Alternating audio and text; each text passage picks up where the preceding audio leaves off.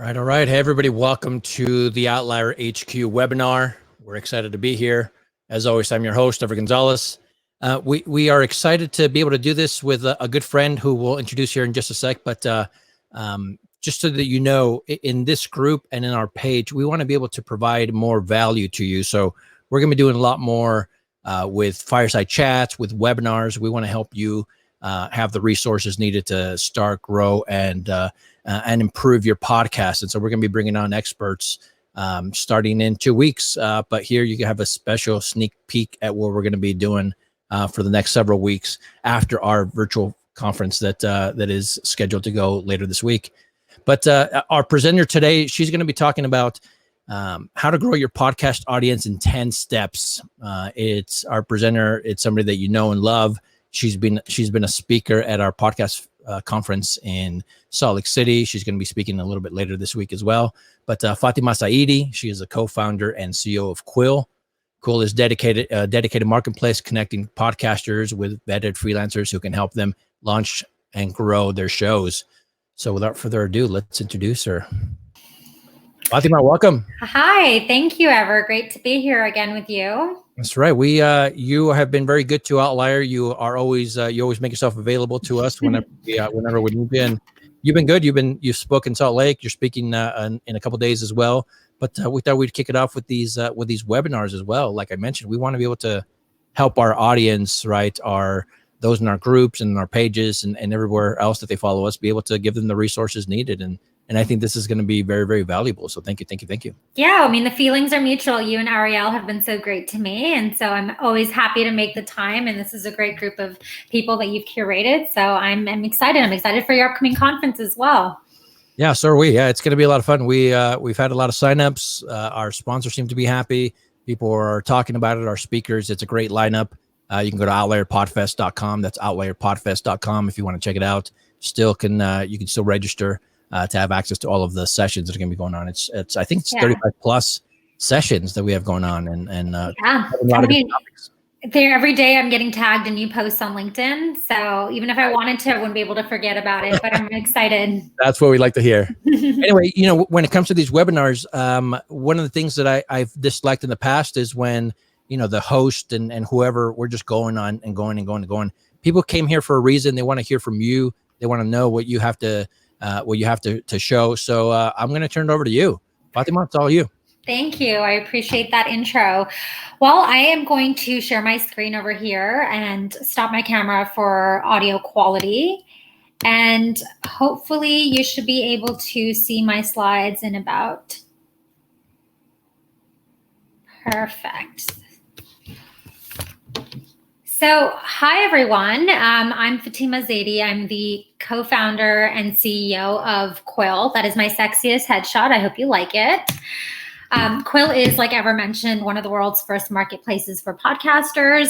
So if you are starting a show or looking to grow your existing show, we're sort of your one-stop shop. I also own the Listen In Conference, which is an enterprise podcasting conference all about supporting brands who want to get into creating more audio shows. It was supposed to be on June 25th in LA. However, thanks to COVID, we have pushed it to October. It's just before Podcast Movement, first week of October. So hope to see many of you there, and provided all is well, fingers crossed. So before I get started on, ways to continuously grow your podcast, I wanted to sort of do an audit of the landscape. So we're currently at 1 million podcasts, which is a huge milestone for our industry. I don't know about you guys, but I was popping champagne bottles when Spotify released a stat that we'd officially hit 1 million podcasts a few weeks ago, which is crazy to me considering that the 200,000 of those podcasts have been added in the last 60 days. Like, that just blows my mind, because if you think of the CAGR of our industry compared to other industries like fintech or e-commerce or real estate, we are growing at an exponential rate, which is great for us. I think I learned a fun fact recently, which is South Korea leads the world in podcast popularity.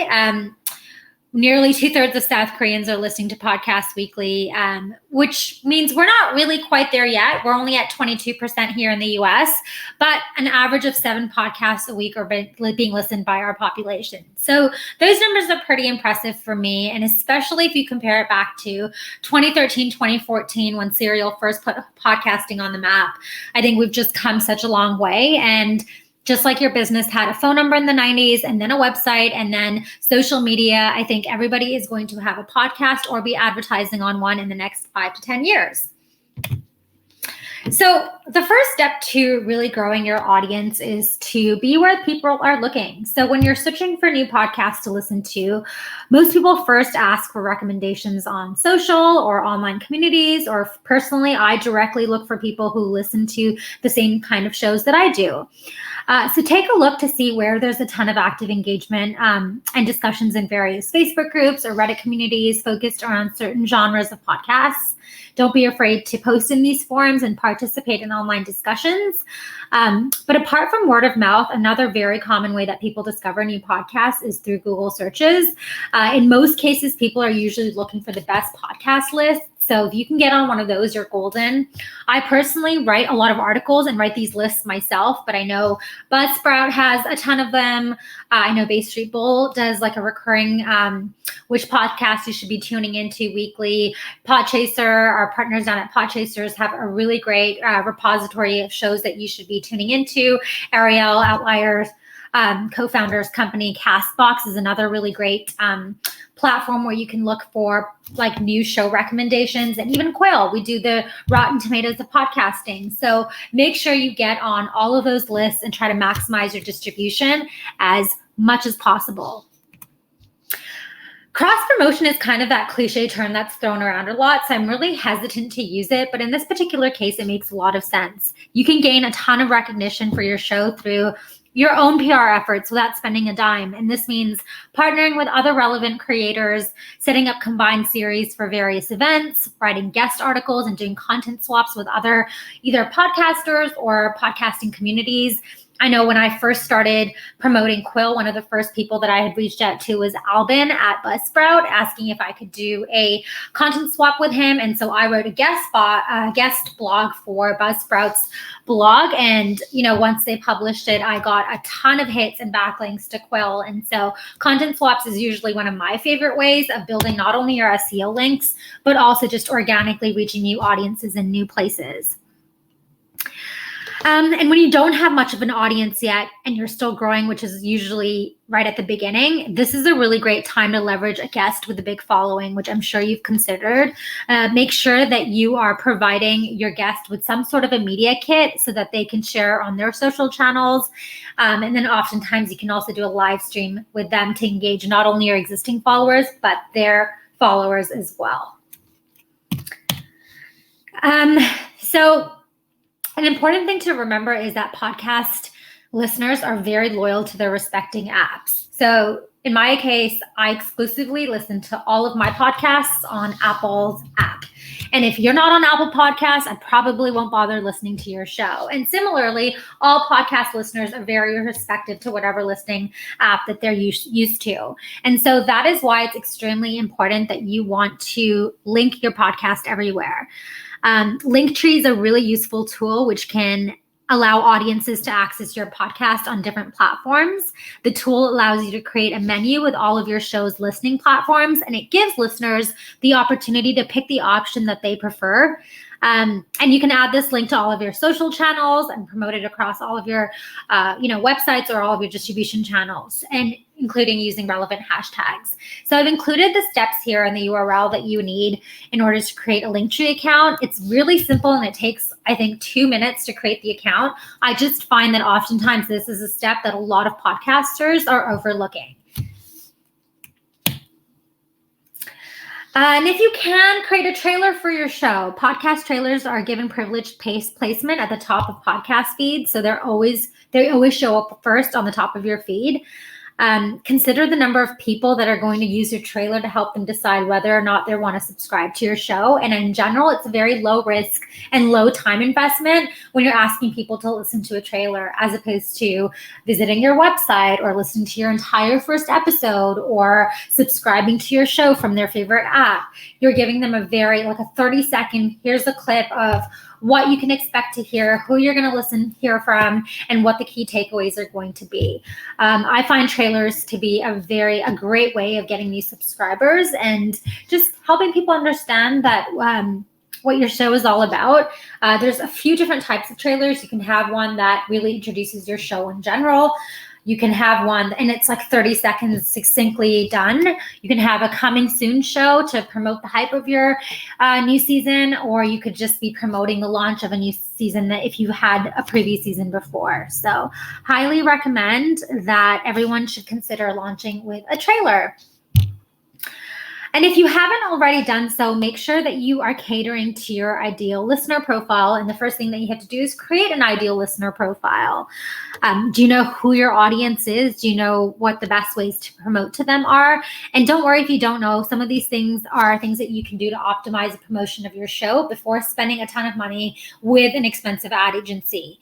The first thing that you want to do is really do a deep dive of who you think it is that's tuning into your show week after week, or who do you want tuning into your show week after week, and then measure it against your website and your social media analytics. Make sure they match. And oftentimes spend time figuring out where they live. So are they on Facebook, on their Instagram, Tumblr, Reddit?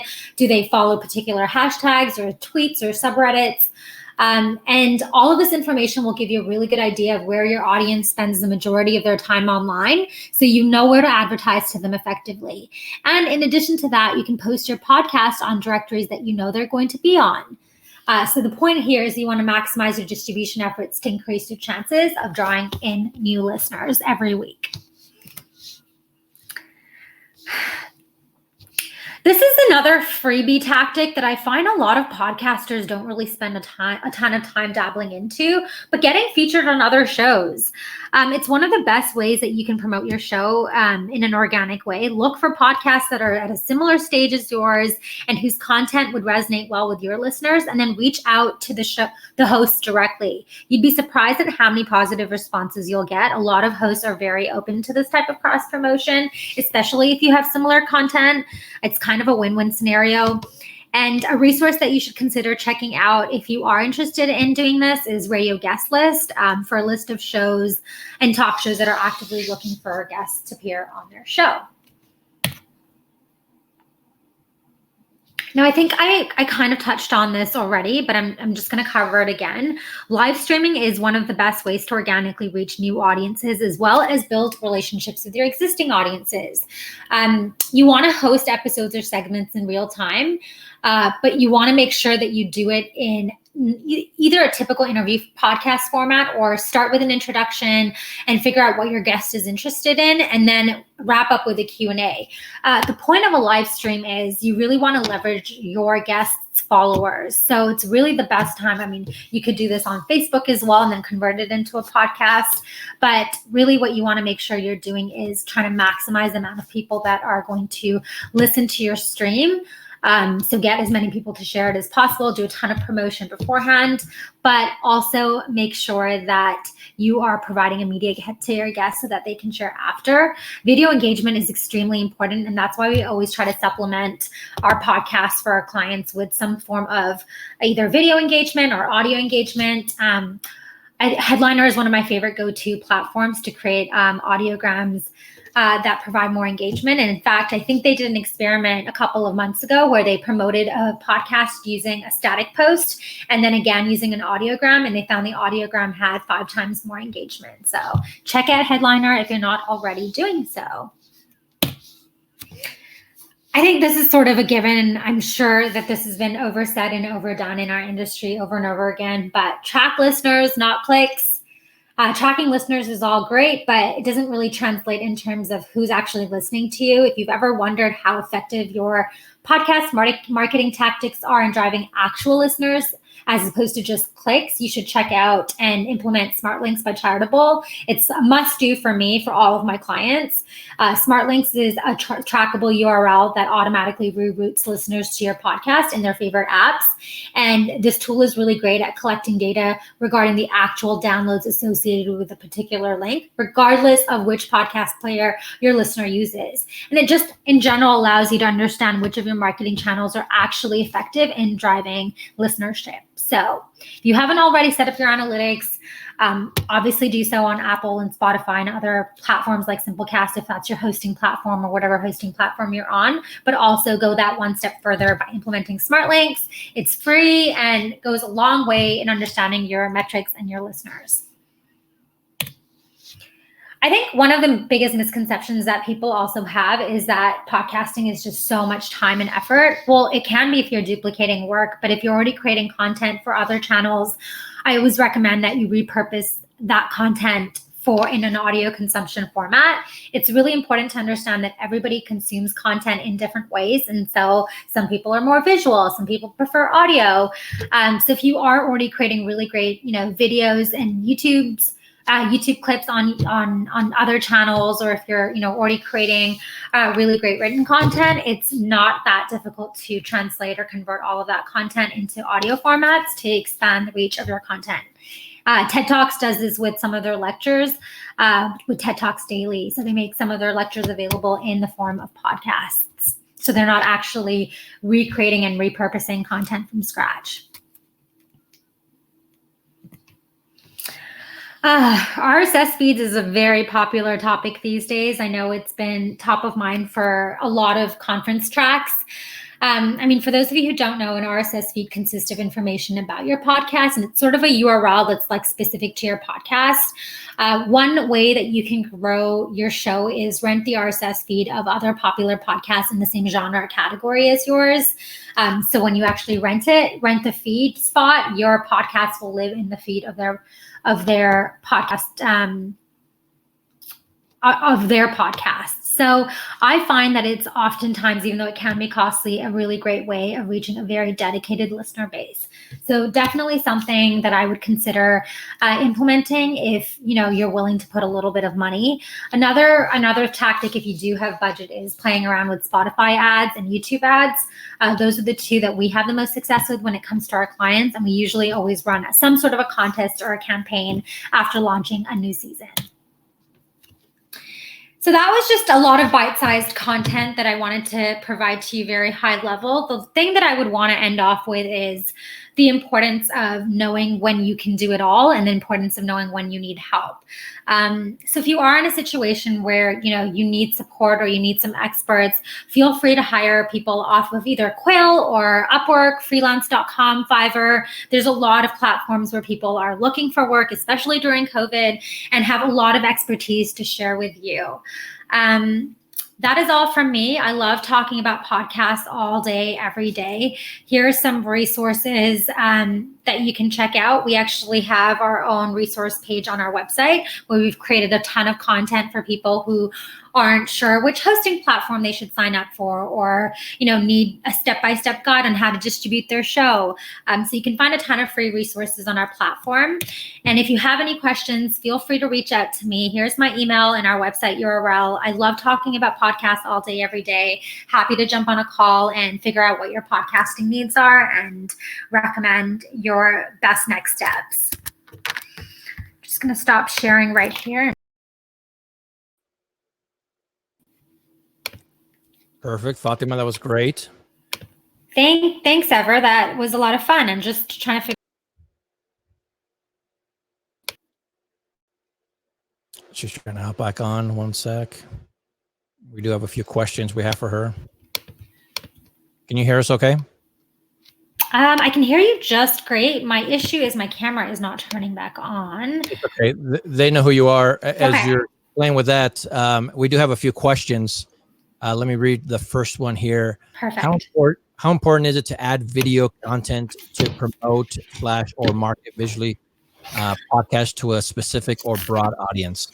Yeah, I would say very important. If you either have the bandwidth to create video content or have a team that can do it for you, I highly recommend it. Like I talked about earlier, Headliner did an experiment where they promoted their podcast using a static post and then like video and audiogram engagement. And it was 5 times, they implemented and amplified their reach 5 times than just sharing a static post. So video engagement is always king. Like I would always say, supplement your podcast promotion with some sort of a trailer or a video component if you can afford to. Yeah. The next question regarding trailers, are trailers specifically for audio-based or not more storytelling type of podcast, or can you create a trailer for an interview show, and how so? Yeah, we actually have a ton of clients who we create podcasts for that are interview-based formats, and we always do a trailer. A trailer should only be like 30 to 60 seconds, a succinct breakdown on what your show is about and what listeners can take away. And so, yes, I highly recommend doing a trailer for your show, no matter what show it is. The point of a trailer is to give people a very low time, low risk investment when asking them to listen to your show, rather than asking them to subscribe or visit your website. You're only asking for 30 seconds of your time. And so highly recommend doing it no matter what your show is. So I can see that for your show in general. I can see that when you're promoting a season. Would you do a trailer for a specific episode? You know, we don't usually. Best practices, it generally confuses people. Look, we've never created a trailer for an episode. Usually it's at the start of a new show, the start of a new season, or just an intro trailer in general that lives at the top of your feed. But typically you don't have trailers embedded throughout your feed. It's supposed to be right at the beginning. Okay. That's why they call it a trailer. Which makes sense. Yeah. Last question, as we wrap this up here in just a bit. If you can go a little bit more into depth into repurposing, any new creative ways that you've seen that you like, and maybe even some that aren't working, that are pretty popular. Yeah. Actually, I have a lot to say on this particular topic, so I'll try to keep it short. The biggest thing when it comes to repurposing content is you want to make sure that your audio quality is up to par. And so some of the most popular formats that I've seen people repurpose content are Facebook Lives, webinars, a lot of webinars being repurposed, and then Zoom calls, like Zoom meetings where people do either roundtable discussions and then they want to repurpose that. So I would say YouTube, Facebook Lives, and webinars are the most popular formats that people like to repurpose. And the problem with repurposing it is oftentimes people don't realize that podcast audio quality is much more enhanced than a Zoom call or a YouTube live or a Facebook live. And so it's extremely important when you decide that you do want to repurpose content that you make sure you're using an amplified podcast mic, or at the very least headphones that have a built-in microphone. And that way your audio quality isn't compromised, and it's much easier to actually repurpose that content into the form of podcasts.